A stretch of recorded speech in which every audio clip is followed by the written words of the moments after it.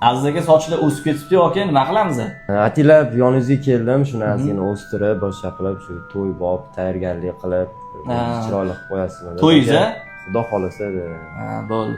Oldi tomonlar ozgina seriyroq ekan sizda. O'zi ham yoqdan o'stirib, yopib yurishga harakat qilar ekansiz. Shunaqa peshona sohamda ancha muammolarim bor, o'shanga sal qiynalaman o'zim ham to'g'rilashga, boshqa qilishga.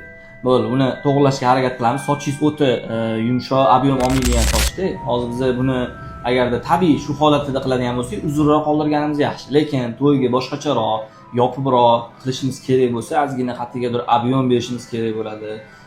Bilintirmasdan yuzga mos qilish uchun ozgina sochni kaltaroq qilishimizga to'g'ri keladi. Chunki uzun soch qanchalik ob'yom berganimiz sari ish ketib qolishi mumkin-da. Shuning uchun rozi bo'lsangiz ozgina kaltaroq qilaman. Keyin orqa tomondan ham o'rimingiz ikkita ekan, uni ham bilintirmaslikka harakat qilaman.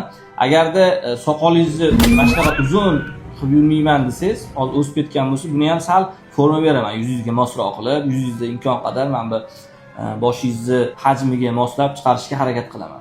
O'zgarishga tayyor bo'lsangiz, natijani ko'rsataman. Tayyorman. Bo'ldi. Qalay bo'ldi Aziz aka?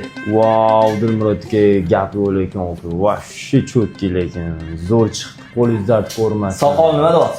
Soqolni ko'ring bundoq. Biz soqollarni zo'r joylashtirdik. Zo'r. Custom shimiz babichka yonaqa oq bo'lgani uchun bemalol ochdim. Imkon qadar ikkita to'kilgan ikkita chetini yopib berishga harakat qildim. O'yingizga qanaqa? Vashshi cho'tki, gap so'z yo'q aka, dahshat. Yoqqandan xursandman aka. Sog' bo'ling, baxtli bo'ling aka. Rahmat, baraka toping.